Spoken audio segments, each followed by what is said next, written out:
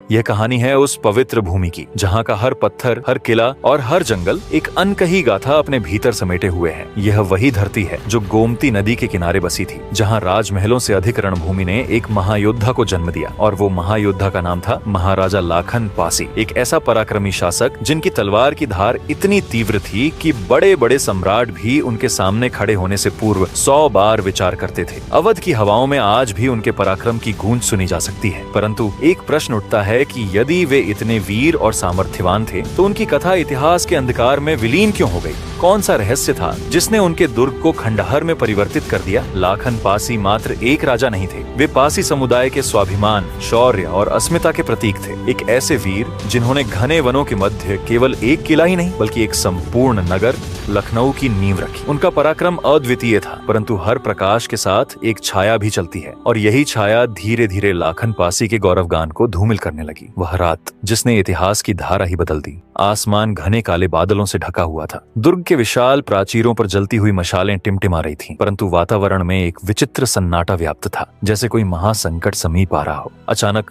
दूर से अश्वों की टापों की ध्वनि सुनाई दी। प्रहरियों ने अपनी दृष्टि तीक्ष्ण की। भालों की नोकें चंद्रमा की मंद रोशनी में चमक उठी, किंतु तब तक बहुत विलंब हो चुका था। एक गूढ़ षड्यंत्र रचा जा चुका था। कौन था वह जिसने अपने ही लोगों में विश्वासघाती उत्पन्न किए? कौन था वह जिसने लखन पासी के अभेद्य दुर्ग को मिट्टी में मिलाने का प्रण लिया? चलिए शुरू करते हैं महाराजा लाखन पासी की गौरव गाथा को। एक ऐसी कहानी जो समय के धुंधले में छुपी है, मगर जिसकी चमक आज भी अवध की मिट्टी में बसी हुई है। ये कहानी शुरू होती है उनकी जन्म की रहस्यमयी रात से, जब जंगल की हवाएं और गोमती की लहरें मानो किसी बड़े आने की भविष्यवाणी कर रही थी। ये कहानी शुरू होती है 10वीं सदी के उन धुंधलेवन दिनों से, जब अवध की धरती जंगलों से ढकी थी और गोमती की लहरें अपनी चुप्पी में अनगिनत रहस्य समेटे बहती थीं। एक ऐसी रात थी जब आसमान पर बादल गरज रहे थे और हवा में एक अजीब सी सनसनाहट थी। उसी रात पासी समुदाय के एक साधारण परिवार में एक बच्चे की किलकारी गूंजी। उनका नाम रखा गया महाराजा लाखन पासी। ये कोई आम जन्म नहीं था। गांव के बुजुर्ग आज भी उस रात की बात करते हैं जब बिजली कड़की और एक तारा मानो आसमान से टूटकर धरती पर आ गिरा। लोग कहते हैं कि ये संकेत था एक महान योद्धा के आने का। पासी समुदाय के बीच ये बात फैल गई कि ये बच्चा उनकी तकदीर बदलने वाला है। उनके माता पिता जंगल के मेहनतकश लोगों में से एक थे, जो ताड़ी निकालकर और प्रकृति के साथ तालमेल बिठाकर जीवन चलाते थे। मगर उस रात उनके छोटे से घर में जो रोशनी फैली वो साधारण नहीं थी। कहते हैं कि लाखन के पिता ने उसी रात एक सपना देखा। एक छोटा शेर जो जंगल की घास पर खेलते हुए अचानक एक विशाल पहाड़ पर चढ़ गया और वहां से दहाड़ने लगा। सुबह जब वो जागे तो उनके दिल में एक अटल यकीन था कि उनका बेटा कोई बड़ा काम करेगा। गांव के एक बूढ़े ज्योतिषी ने भी आकर कहा, ये बालक राजा बनेगा, उसकी तलवार दुश्मनों को काटेगी और उसकी बुद्धि नगर बसाएगी, मगर उसकी राह खून और आग से होकर गुजरेगी। लाखन का बचपन जंगल की छांव में बीता। जहां गांव के बच्चे मिट्टी में खेलते और हंसते खिलखिलाते, वहीं लाखन की दुनिया कुछ और थी। उनकी आंखों में एक अलग आग थी, एक ऐसा जुनून जो उन्हें सबसे अलग करता था। 5 साल की उम्र में ही वो पेड़ों की ऊंची टहनियों पर चढ़ जाते, नदी के किनारे तीर चलाना सीखते और जंगल के हर रास्ते को अपनी हथेली की लकीरों की तरह याद कर लेते। उनकी माँ उन्हें प्यार से जंगल का नन्हा शेर कहती और उनके पिता उन्हें लकड़ी की छोटी तलवार थमाकर कहते, बेटा ये सिर्फ खेल नहीं, ये तेरी ताकत की पहचान है। एक बार जब वो शायद 7 साल के थे, तब गांव पर कुछ जंगली डाकुओं ने हमला कर दिया। गांव वाले डर के मारे अपनी झोपड़ियों में छुप गए, मगर छोटा लाखन अपनी माँ के पीछे नहीं छुपा। उसने पास पड़े एक बड़े पत्थर को उठाया और झाड़ियों में छुपकर डाकुओं के सरदार को ऐसा मारा कि वो धड़ाम से जमीन पर गिर पड़ा। जब गांव वालों ने ये देखा तो उनकी आंखें चमक उठीं। उस दिन से हर कोई जान गया कि लाखन में कुछ खास है, एक ऐसा साहस जो उम्र की सीमाओं से परे था। पासी समुदाय के लोग उसे अपना नन्हा हीरो मानने लगे। समय बीतता गया और लाखन बड़े होते गए। उनकी कद काठी मजबूत हो गई और उनकी आंखों की चमक अब आग में बदल चुकी थी। 15-16 साल की उम्र तक वो एक ऐसे नौजवान बन चुके थे जिसे देखकर लोग रुक जाते थे। उनकी ताकत की कहानियां एक गांव की सीमाओं को पार करने लगी। उस दौर में अवध की धरती पर छोटे छोटे कबीले आपस में लड़ते रहते थे। कोई बड़ा राजा नहीं था जो सबको एक कर सके, मगर लाखन के मन में एक सपना पल रहा था, अपने लोगों को एकजुट करने का, एक ऐसा राज्य बनाने का जहां पासी समुदाय को सम्मान मिले। एक दिन जब वो 16 साल के थे, तब एक पड़ोसी कबीले ने उनके गांव पर हमला बोल दिया। दुश्मन की तादाद ज्यादा थी और गांव वाले हार मानने को तैयार थे, मगर लाखन ने हार नहीं मानी। उन्होंने अपने दोस्तों को इकट्ठा किया, जंगल में छुपकर रणनीति बनाई और फिर उस रात जब चांद बादलों में छुपा था, उन्होंने हमला बोल दिया। उनकी तलवार ने दुश्मन के सरदार को जमीन पर पटका और सुबह होने तक गांव फिर से आजाद था। उस जीत के बाद उनकी कीर्ति दूर दूर तक फैल गई। लोग कहने लगे, लाखन कोई लड़का नहीं, एक तूफान है। तब पासी समुदाय में एक नई उम्मीद जगी। एक ऐसा नेता मिल गया था जो उन्हें जंगल की गहराइयों से निकालकर किलों की ऊंचाइयों तक ले जाएगा। लाखन पासी अब 16 साल के उस नौजवान से कहीं आगे निकल चुके थे। उनकी उम्र 20 के करीब पहुंच रही थी और उनके कंधों पर अब सिर्फ अपने गांव की नहीं बल्कि पूरे पासी समुदाय की जिम्मेदारी थी। उनकी हर जीत के साथ उनकी कीर्ति फैलती जा रही थी। उस समय अवध की धरती पर अराजकता का आलम था। छोटे छोटे कबीले और ठाकुर आपस में लड़ते रहते थे। कोई एक शक्ति नहीं थी जो सबको जोड़ सके। फिर उन्होंने अपने आसपास के गांवों को एकजुट करना शुरू किया। उनकी बातों में जादू था और उनकी तलवार में वो ताकत जो दुश्मनों को घुटनों पर ला देती थी। धीरे धीरे उनके साथ एक छोटी सी फौज बनने लगी, साहसी पासी योद्धाओं की, जो अपने नेता के लिए जान देने को तैयार थे। एक दिन जब सूरज गोमती के पानी पर सोने की किरणें बिछा रहा था, तब लाखन उस ऊंचे टीले पर खड़े थे जो जंगल के बीच एक मूक पहरेदार की तरह खड़ा था। उनकी नजरें दूर तक फैली हुई थीं। उन्होंने अपने साथियों से कहा, ये जगह सिर्फ जंगल नहीं रहेगी, यहाँ एक ऐसा किला बनेगा जो आने वाली सदियों तक हमारी शक्ति की गवाही देगा। उस दिन से शुरू हुआ उनका सबसे बड़ा सपना, और वह था एक नगर का निर्माण। लाखन ने अपने हाथों से उस टीले पर काम शुरू करवाया। पासी समुदाय के लोग दिन रात मेहनत करने लगे। पत्थर ढोए गए, मिट्टी को आकार दिया गया और धीरे धीरे एक विशाल किला खड़ा होने लगा। ये किला कोई साधारण ढांचा नहीं था। 1.5 किलोमीटर लंबा और चौड़ा और जमीन से 20 मीटर ऊंचा। इसे लाखन कोट कहा गया। इसके चारों ओर खाई थी जो दुश्मनों के लिए अभेद्य दीवार की तरह थी। कहते हैं कि लाखन खुद हर काम पर नजर रखते थे। वो अपने लोगों के साथ पसीना बहाते और रात को मशालों की रोशनी में योजनाएं बनाते। मगर हर बड़े सपने की राह में कांटे बिछे होते हैं। जैसे जैसे लाखन का किला आकार ले रहा था, आसपास के ठाकुरों और कबीलों की नींद उड़ने लगी। उन्हें डर था कि अगर लाखन पासी की ताकत बढ़ती रही तो उनका राज खत्म हो जाएगा। एक रात जब चांद बादलों में छुपा था, तब एक साजिश रची गई। एक पड़ोसी ठाकुर, जिसका नाम इतिहास में उतना साफ साफ तो नहीं लिखा, पर उसने अपनी फौज तैयार की। उसने सोचा कि लाखन को अभी कुचल देना चाहिए, वरना वो एक दिन सब पर हावी हो जाएगा। उस रात गोमती के किनारे घोड़ों की टापों की आवाज गूंजने लगी। लाखन अपने किले के बाहर खड़े थे जब उनके एक साथी ने दौड़कर आकर कहा, महाराज, दुश्मन आ रहे हैं। उनकी तादाद हमसे 2 गुनी है। मगर लाखन के चेहरे पर डर की एक रेखा भी नहीं उभरी। उन्होंने अपनी तलवार उठाई और अपनी छोटी सी फौज को देखकर कहा, हमारी ताकत संख्या में नहीं, हमारे हौसले में है। आज हम उन्हें बताएंगे कि पासी कौन है। सूरज उगने से पहले जंगल में तलवारों की टक्कर की आवाज गूंज उठी। लाखन आगे बढ़े। उनकी तलवार हवा में चमकती थी। दुश्मन की फौज भारी थी, मगर लाखन की चालाकी और साहस ने उन्हें हैरान कर दिया। उन्होंने जंगल का इस्तेमाल अपने हक में किया, छुपकर हमला किया, दुश्मन को भटकाया और फिर एक एक करके उनके बड़े योद्धाओं को खत्म कर दिया। सुबह होने तक ठाकुर की फौज भाग खड़ी हुई और कुछ लोगों की लाशें गोमती के किनारे पड़ी थीं। उस जीत ने लाखन पासी का नाम दूर दूर तक पहुंचा दिया। लोग कहने लगे, ये किला सिर्फ पत्थरों का ढांचा नहीं, ये लाखन की शक्ति का प्रतीक है। पासी समुदाय का सीना गर्व से चौड़ा हो गया और वो किला जो अभी बन रहा था, अब एक नगर की नींव बनने जा रहा था, लखनवती, जो आगे चलकर लखनऊ कहलाया। महाराजा लाखन पासी अब अवध के सबसे बड़े नायक बन चुके थे। उनका किला लाखन कोट जंगल के बीच एक चमकता सितारा था। 1.5 किलोमीटर लंबा और चौड़ा, जमीन से 20 मीटर ऊंचा, चारों ओर खाई से घिरा हुआ। ये किला उनकी ताकत का प्रतीक था। इसके आसपास बसा नगर अब लखनवती कहलाने लगा, जो उनकी पत्नी लखनवती के ही नाम पर रखा गया। कहते हैं कि लाखन पासी अपनी रानी से बेहद प्यार करते थे। उनके सम्मान में उन्होंने लखनवती वाटिका भी बनवाई, जिसके पूर्वी किनारे पर एक भव्य नाग मंदिर खड़ा था। कहा जाता है कि लाखन पासी नागों के उपासक थे और उनकी आस्था उनकी शक्ति का एक हिस्सा थी। किले के उत्तरी हिस्से में लाखन कुंड था, जहाँ साफ पानी हमेशा भरा रहता था। ये पानी सिर्फ राजघराने के लिए था और इसकी शुद्धता की बातें दूर दूर तक फैली थीं। लखनवती अब सिर्फ एक किला नहीं बल्कि एक समृद्ध नगर बन चुका था। बाजारों में चहल पहल थी, लोग दूर दूर से यहाँ बसने आ रहे थे। लाखन पासी अपने लोगों के साथ कंधे से कंधा मिलाकर काम करते। वो दिन में अपने किले की रखवाली करते और रात में मशालों की रोशनी में भविष्य की योजनाएं बनाते। उनकी बुद्धि और साहस ने पासी समुदाय को वो सम्मान दिलाया जो उन्हें कभी नहीं मिला था। लोग कहते, लाखन पासी सिर्फ राजा नहीं, हमारे गर्व का प्रतीक है। मगर हर सुनहरे दौर के पीछे एक काला साया छुपा होता है और वो साया अब धीरे धीरे लखनवती की ओर बढ़ रहा था। 11वीं सदी का वो दौर था जब अवध की धरती पर हवाएं बदल रही थीं।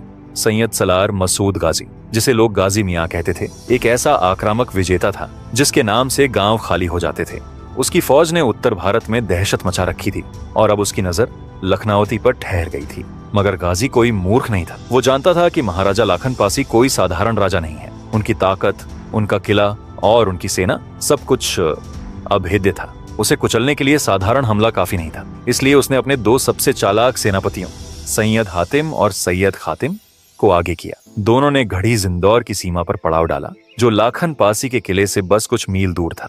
वहां से उन्होंने जासूसों का जाल बिछाया। ये जासूस रात के अंधेरे में किले के पास मंडराते, हर दीवार को देखते, हर खाई को नापते। उन्हें पता चला कि किला 1.5 किलोमीटर लंबा और चौड़ा है, जमीन से 20 मीटर ऊंचा और चारों ओर गहरी खाई से घिरा हुआ। इसके उत्तरी हिस्से में लाखन कुंड था, जहां साफ पानी भरा रहता था। शायद किले की सबसे बड़ी ताकत है। मगर एक और बात उन्हें पता चली कि लाखन पासी और कसमंडी के राजा कंस की दोस्ती के बारे में। ये दोस्ती बरसों पुरानी थी, जंगलों में साथ लड़े युद्धों से बनी थी। दोनों ने एक दूसरे की जान बचाई थी और उनकी एकता दुश्मनों के लिए खतरा थी।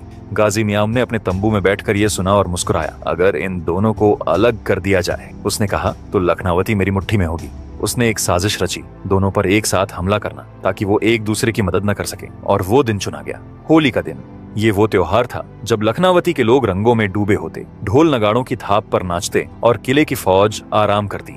गाजी को पता था कि ये मौका लाखन पासी की सबसे बड़ी कमजोरी बन सकता है। उसने अपनी घुड़सवार फौज को तैयार किया और चुपके से गोमती के किनारे बढ़ने का हुक्म दिया। होली की शाम थी। लखनावती में चारों ओर खुशी का आलम था। लोग लाल गुलाबी रंगों से सराबोर थे, बच्चे हंस रहे थे और ढोल की थाप हवा में गूंज रही थी। किले के अंदर शांति थी। महाराजा लाखन पासी अपनी पत्नी लखनावती और परिवार के साथ थे। लखनावती वाटिका में नाग मंदिर की पूजा के बाद वो आराम कर रहे थे। उनकी तलवार पास में रखी थी, मगर उस दिन वो योद्धा नहीं, एक पति और पिता थे। मगर ये शांति ज्यादा देर नहीं टिकी।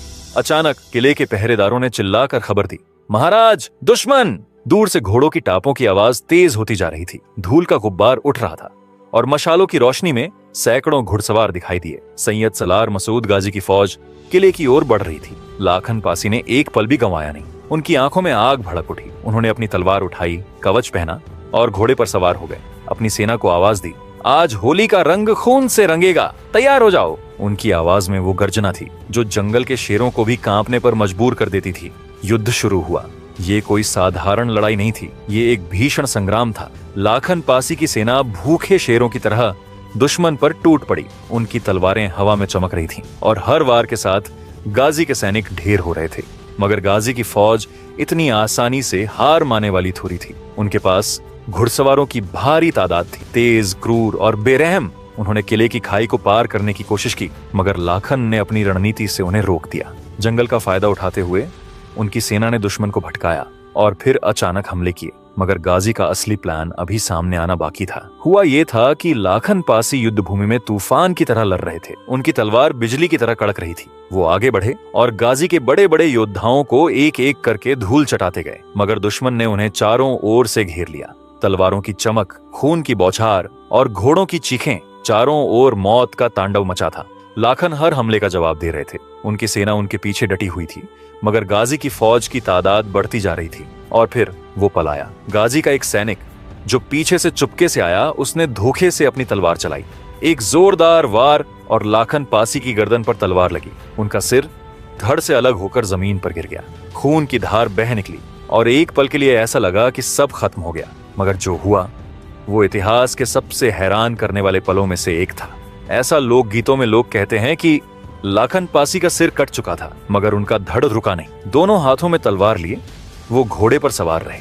उनका धड़ आगे बढ़ा और दुश्मन पर टूट पड़ा। सिर कटे होने के बावजूद उन्होंने कई सैनिकों को मौत के घाट उतार दिया। उनकी तलवारें हवा में चमक रही थीं और हर वार के साथ गाजी की सेना में दहशत फैल रही थी। गाजी के सैनिक ये देखकर सन्न रह गए। उनकी बहादुरी ने दुश्मनों के दिल में डर भर दिया। मगर आखिरकार वो वीर धड़ भी जमीन पर गिर पड़ा। जहां वो धर गिरा, उस जगह का नाम सरकटा नाला पड़ गया। ये युद्ध चौपटिया के पास अकबरी दरवाजे के करीब हुआ था। कहते हैं कि जब लाखन पासी शहीद हुए तो उनकी सेना ने आखिरी सांस तक लड़ाई जारी रखी, मगर गाजी की फौज ने लखनवती पर कब्जा कर लिया। लाखन पासी की शहादत के बाद लखनऊ की कहानी धुंधली पड़ गई। पासी समुदाय ने अपने वीर शिरोमणि को कभी नहीं भूला। उनकी गाथा गीतों में बसी, कहानियों में जिंदा रही। मगर भारत की जटिल सामाजिक व्यवस्था में दलितों का इतिहास बचाना आसान नहीं था। कुछ इतिहासकारों ने यह साबित करने की कोशिश की कि लखनऊ को लाखन पासी ने नहीं बसाया। वो कहते हैं कि ये सिर्फ एक लोक कथा है, मगर सच कुछ और कहता है। अंग्रेजों ने जब इस इलाके पर शासन किया तो उन्होंने गहन छानबीन की। उनकी पड़ताल में साफ हुआ कि लखनऊ की नींव महाराजा लाखन पासी ने रखी थी। 1940 के दशक में ब्रिटिश शासन के प्राइमरी स्कूलों में ये पढ़ाया जाता था। मुंशी नवल किशोर के प्रेस से छपी किताबें हजरतगंज, लखनऊ से प्रकाशित इस सच को दर्ज करती थीं। उस दौर में बच्चे पढ़ते थे कि लाखन पासी ने लखनऊती को बसाया, जिसका नाम बाद में लखनऊ हुआ। मगर आजादी के बाद एक साजिश के तहत ये सच पाठ्यक्रम से गायब कर दिया गया। पासी समुदाय का गर्व, लाखन पासी की गाथा मिट्टी में दबी सच्चाई की तरह आज भी अपने सम्मान की लड़ाई लड़ रही है। और इस तरह उस रात लखनऊती की धरती खून से लाल हो गई। महाराजा लाखन पासी का सिर भले ही कट गया, मगर उनकी वीरता उस सरकटा नाले की मिट्टी में हमेशा के लिए बस गई। उनका किला आज खंडहरों में नहीं, बल्कि लखनऊ की हर गली, हर नुक्कड़ में जिंदा होनी चाहिए थी। वो कहीं मिट चुकी है। वो टीला जहां आज किंग जॉर्ज मेडिकल कॉलेज खड़ा है, चुपचाप उनकी गाथा सुना रहा है। मगर क्या हमने उस गाथा को सुना? क्या हमने उस वीर को याद रखा जिसने अपनी आखिरी सांस तक अपने लोगों के लिए लड़ाई लड़ी? या फिर हमने उन्हें इतिहास के धुंधलके में खोने दिया, कुछ पन्नों और लोक कथाओं तक सीमित कर दिया? आज मैं आपसे पूछता हूँ, क्या ऐसे शूरवीरों का सम्मान सिर्फ कहानियों में होना चाहिए? क्या उनकी गूंज हमारे स्कूलों में, हमारे बच्चों के दिलों में नहीं गूंजनी चाहिए? लाखन पासी ने लखनऊ को नहीं बसाया, बल्कि अपनी मेहनत, अपने खून से उसे सींचा।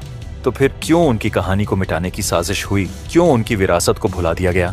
सोचिए, इस लखनऊ की मिट्टी की खुशबू में उनके बलिदान की महक है। हर बार जब आप लखनऊ की सड़कों पर चलें, याद रखिए कि ये धरती एक वीर की देन है। नीचे कमेंट में बताइए, क्या आपको नहीं लगता कि लाखन पासी जैसे नायकों की गाथा हर भारतीय तक पहुंचनी चाहिए? और अगली बार आप किस वीर की कहानी सुनना चाहेंगे? और अगर ऐसे ही आप महाराजा सुहेलदेव की कहानी सुनना चाहते हैं तो स्क्रीन पर दिख रहे वीडियो पर जरूर क्लिक करें। तब तक इस धरती के असली हीरों को अपने दिल में जिंदा रखिए। उनकी तलवारें भले ही चुप हो गईं, मगर उनकी पुकार आज भी गूंज रही है, सम्मान की, स्वाभिमान की और सच की। तब तक के लिए जय लखनऊ, जय भारत।